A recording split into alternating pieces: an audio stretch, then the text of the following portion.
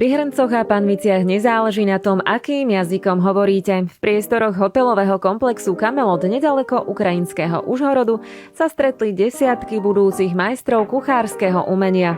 Kulinársky projekt poskytol budúcim odborníkom priestor na výmenu skúseností priamo v ostrej prevádzke.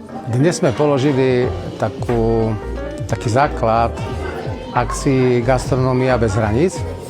Zmyslom toho bolo stretnúť sa študenti, ich pedagógovia a profesionáli v oblasti gastronómie, aby spoločne vytvorili potraviny, jedlá, ktoré sú také typické pre slovenskú stranu a tu pre ukrajinskú, zakarpatskú oblasť. Zmyslom toho bolo spojiť a spolu vytvoriť takú ideu spolupráce cezhraničnej, kde hranica ako pomyselná neexistuje a tá gastronómia spája. Inštitúcie z oboch strán ohraničeného územia prepája už 20 ročia trvajúce partnerstvo. Na akcii, ktorú zastrešila aj slovenská diplomacia, si žiaci otestovali spracovanie lokálnych surovín do podoby tradičných pokrmov. Cieľom organizátorov však nebolo len zdokonaliť techniky varenia, ale predovšetkým utužovať medzinárodné väzby. Студенти нашого Ужгородського торговельно-економічного фахового коледжу, Державного торговельно-економічного університету, які навчаються на фахівців харчових технологій, мали унікальну можливість в поєднанні із професіоналами готельно-ресторанного комплексу, в поєднанні в співпраці з своїми педагогами, у співпраці із нашими партнерами. Наш захід не випадково носить назву «Гастрономія без кордонів». Дійсно, гастрономія об'єднує наші народи, зближає їх. І через гастрономію, через доповнення духовної, матеріальної культури народів нашого центральноєвропейського регіону, тим самим зміцнює мир, співпрацю, добросусідство. Це те, чого бракує, на превеликий жаль, в сьогоднішньому світі. Lektori prínos podobnej formy výučby jednoznačne vítajú.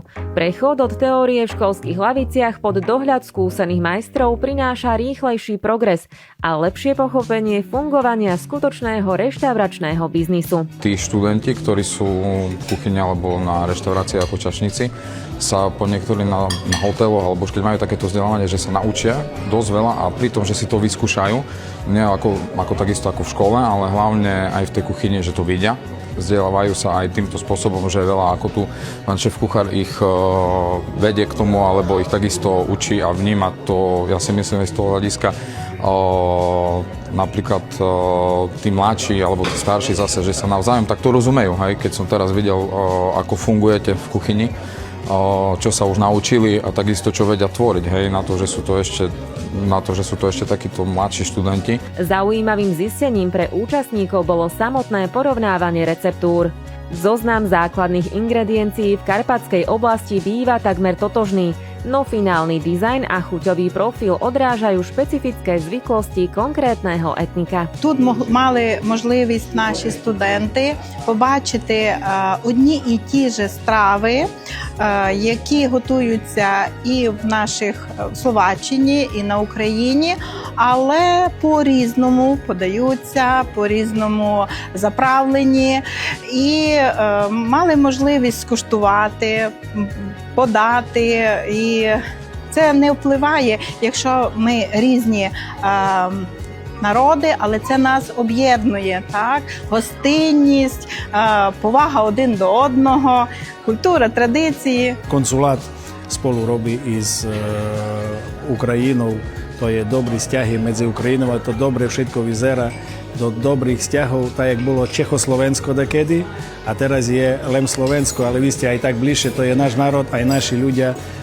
jak sestry a bratia tu taky bývajú a tako spolu tu через pár kilometrov. Správne namiešanie ingrediencií dokáže vytvoriť nielen kvalitný kulinársky zážitok, ale aj pevné priateľstvá na dlhé roky.